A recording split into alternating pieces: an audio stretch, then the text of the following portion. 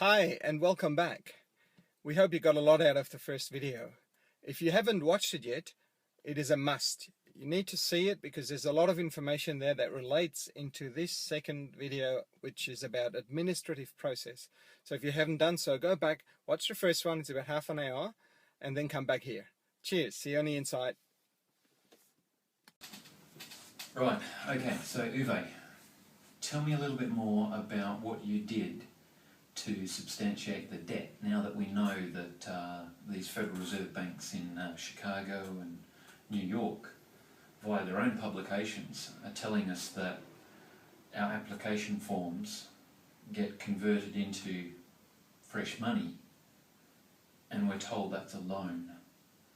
And we've got the connection from Australian banks to the US, to the Federal Reserve Bank of New York. So seemingly that's what's going on. Can you tell us what you did to substantiate whether there was any real debt? I really wanted to do this simply because if I am speaking out about it and asking questions and share it with other people, I needed to have some proof that it actually is, what it appeared to be. Mm-hmm. So I'll just give a little bit of background. When I was broking back in 2007, I in fact wrote my own home loan. Right. Okay, and I'm putting up all the documents. Now, when you say wrote... As a broker. Right. Wrote the loan and submitted it to the lender. At the time, the lender was called RHG Homeloans. Mm-hmm. Now, they're still around. There was a bit of change during the global financial crisis. RHG, I believe, ran out of funding for a little while, and the brand at the time got snapped up by Westpac. Right. The existing loan book remained, which later on got sold to NAB, Mm-hmm. National Australia Bank. However, it renamed to RHG Homeloans. Right. So the current substantiation process, which we're transparently outlaying here for everyone to see, is between ourselves, my wife and I, and RHG Homeloans. Right. Okay, so I thought, while I'm still in honour, in fact, I started this process in around November, late November, early December of 2012, so only a few months ago. So you reached a point where you basically said, look, before I outlay any more money, Yep. Let's really substantiate whether there is a real debt. That's correct, that's correct. I mean, we're talking about thousands of dollars of perceived debt per month, which for any family is a burden. Sure. And it takes probably more than one person's wage now out in the field to pay this every month. Okay? So I wanted to have clarity on whether this actually existed. Right. Well, seems fair. I mean, if there's reasonable doubt, which, having seen these publications from these reserve banks and knowing how they create money, then I'd say that's more than reasonable doubt to put that question to your bank. So I thought, I mean, to use a different example, if you ever have purchased a second-hand car and the dealer, let's say the gearbox has a few problems, and there's certain tricks where you can put banana skin into the gearbox. Yep. And it probably lasts to get you home. Right. It may even last another day or two. Yeah, yeah. However, if on the third day the gearbox breaks down and you have trouble driving around, would you take it back to the dealer and ask for a refund? Well, yeah, it's a faulty product. It's a faulty product. You'd sit there and you put your hand up and say, well, no, I'm going to challenge this and Absolutely. take it back. Thank you. Yeah, so same here. I thought, if this really isn't what it appears to be or what it's made out to be, in those words, then I want to take it back and get a refund. Well, yeah, we're all taught to believe that we borrow money. Yes. So if there's no borrowing going on, then I'd say to start with, you've got a faulty product. Exactly. And I'd be taking it back. Exactly. So in asking these questions of your bank to substantiate whether there was any real debt, what was the process you followed? I looked what were the possibilities for that. Now, I thought in a commercial sense, most organisations out there use what they call an administrative process. Mm-hmm. Well, let's for example use the Australian Taxation Office, the ATO. Many people probably are familiar how that works. They may get an estimation of income tax payable in the mail, which is only an estimation, and I believe an offer to contract. So it's then up to you to respond or not respond. So, Yeah. so they're writing to you saying, we believe you owe us this amount of money. That's right.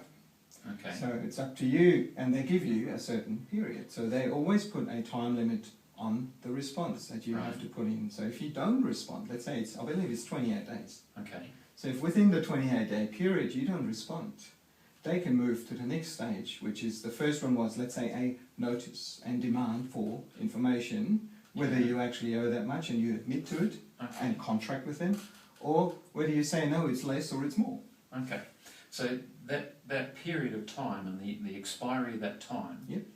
at the end of that is a default outcome if you do nothing. There's probably one more step in between, which could be a fault notice. So step 2 would be another reminder, so to speak, Okay. and then with another time period, probably not another 28 days, I don't know Right. exactly how, maybe 14. And at the third step of this administrative process, you would then be in a default position, Mhm. at which time, undoubtedly, they would go through a process that they have in place, which would then enroll Okay. courts and seek judgment, default judgment. So basically, if you do nothing, we will do this. Yes, that's right. And Okay. they actually say that in those papers. Okay. And you mentioned with the courts as well, they do the same thing. Yes, that's right. Now banks rely upon default judgment quite commonly. Clearly. So they put people through the courts quite often. And if you don't submit a defence, the outcome is determined by default. Yes. So this seems to be a process that's used by the likes of courts, the ATO itself, Mm-hmm. and from my knowledge, debt collectors use the same thing, that lawyers might write a letter of demand, Mm-hmm. and if you don't respond within a certain period of time again, Yep. then a default outcome is determined. Yes, utility companies. Okay. It's even between business and business. It's a day-to-day, standardly used And way this is of operating. worldwide as well. Worldwide, clearly. Okay. So it's not just some isolated process that only works with certain institutions. I don't think so. It's pretty much global. Absolutely, it appears that way. Yes. Okay. So the first step of your process was to write to RHG. Yep. And say what information did you want from them to substantiate this debt? I think I asked, and the documents are openly, transparently on screen here. Mm-hmm. I believe I asked about a dozen questions or so. Okay. To look up the exact number, relating back to the findings about money creation, about Right. whether any promissory notes were even unsold. Mhm. There's a lot of questions in there, and you can go through one by one. They're actually quite easy to answer questions. So I thought. Well, you'd think so, being that's the source of those documents. Yes. So I think one of them was to demonstrate that the promissory note that we're talking about with these Federal Reserve publications Mm-hmm. was not monetised. Yep. Which is exactly what they say they do. Yep. For example, with the Federal Reserve Bank of Chicago. So you're asking for evidence that that didn't happen. Look, I did this through using the administrative process exactly as we just explained it. That what the ATO does and what the other companies do. So I thought if we go through this and ask in a step 1 and possibly a second or third step if we don't get a response, and I'll base this on the assumption that why should I be any different and why should I not be allowed to use a standard commercial process that's used everywhere day to day. Well, what it seems like at the moment is you're just asking questions. That's right, that's right. Which, if you didn't get an answer, then you wouldn't have any evidence that they actually lent you money. Is that ultimately what That we're was looking at? exactly where I wanted to get. I was actually happy to pay, Right. and I am still happy to pay. Upon substantiation. Upon substantiation that an actual loan took place. Okay, so we're not actually objecting to paying if there's a real debt. Absolutely. Okay, so we're really basically just looking for the substantiation, which to me is a reasonable concern, a reasonable request, given any form of debt would be, if we can't substantiate that, what happens? That debt just is not substantiated. Yes. And any action in the pursuit of an unsubstantiated debt is also called Extortion. extortion. Yeah, okay. So we're dealing with some pretty meaty subjects here. And my assumption was that it should be simple to substantiate.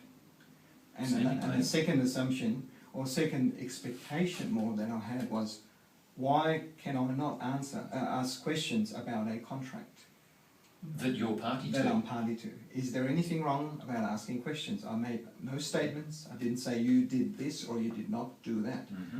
How I did it, and you can see it in the paperwork, is, was this monetized, for example?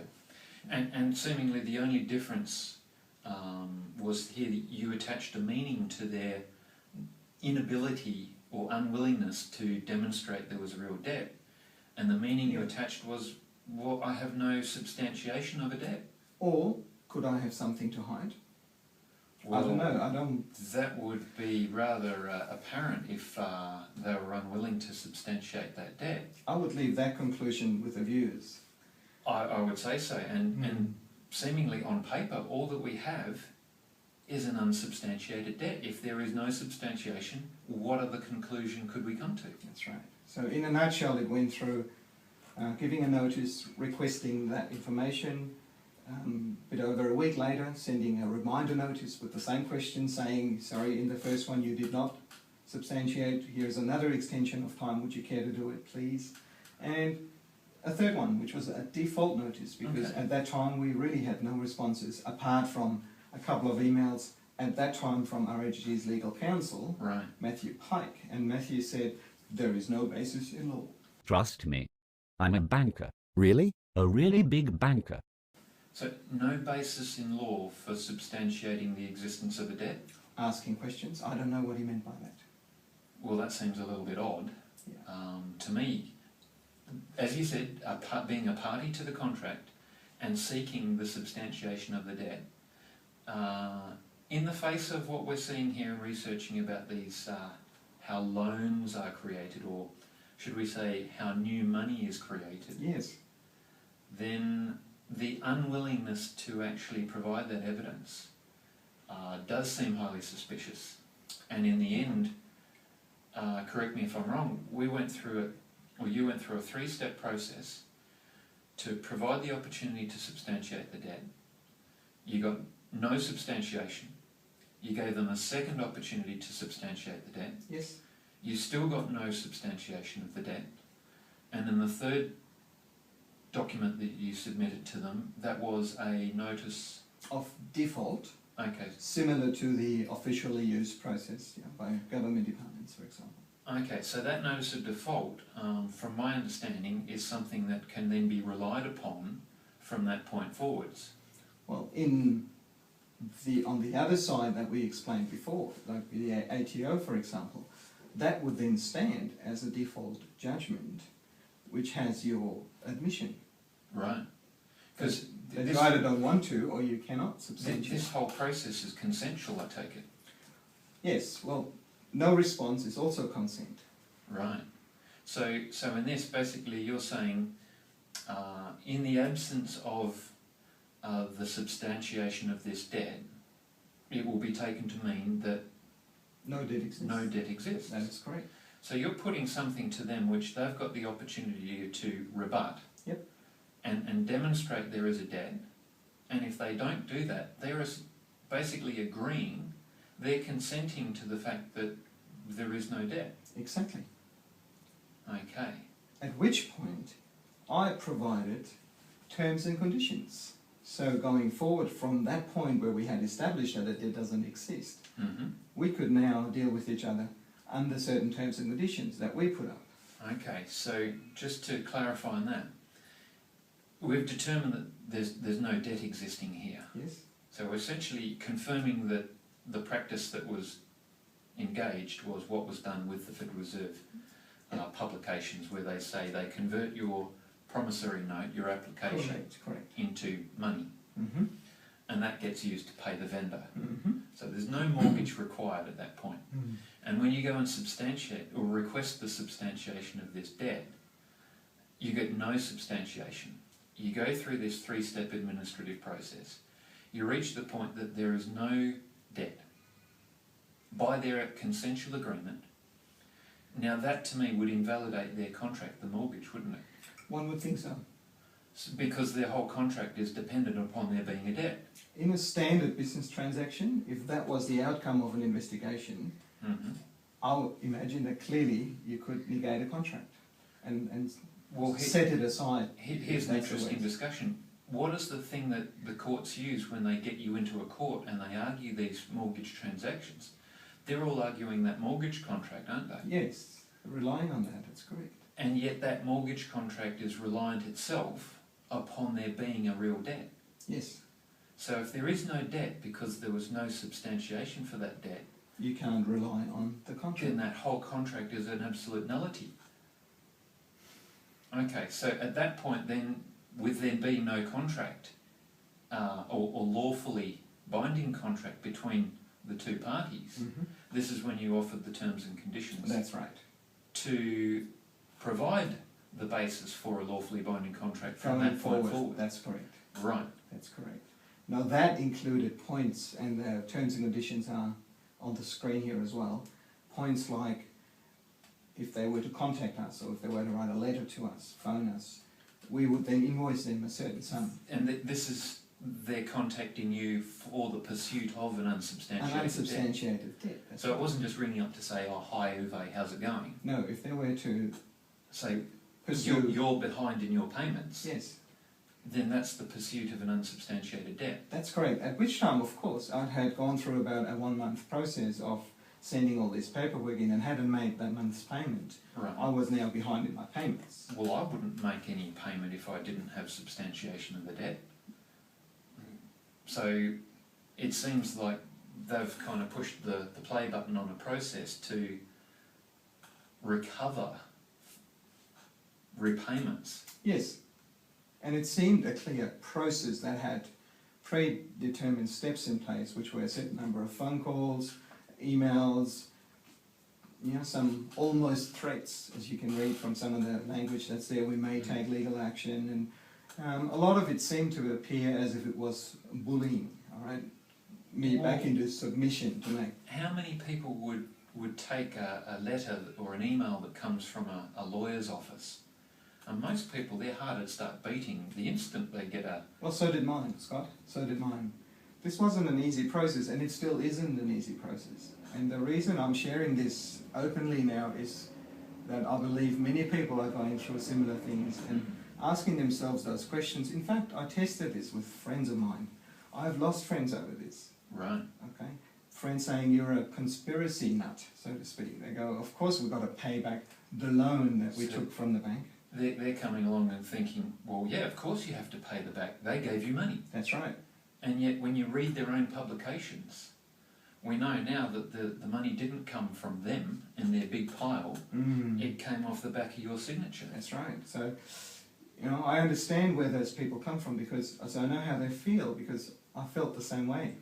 What I found though is a very different picture. Right. Very different. So certainly I've come across many people who have had similar thoughts, forays into, you know, finding out, testing on their mortgage. I've come across numerous people that have had their home foreclosed, Right. trying through our court system to get these answers. Okay. So that's probably a good introduction to the actual exploration of whether our court system in Australia is really legitimate. And just. So we can suggest to people to have a look at some links that were provided to explore that situation. Yeah, and let's go in the next video on this one. Sure.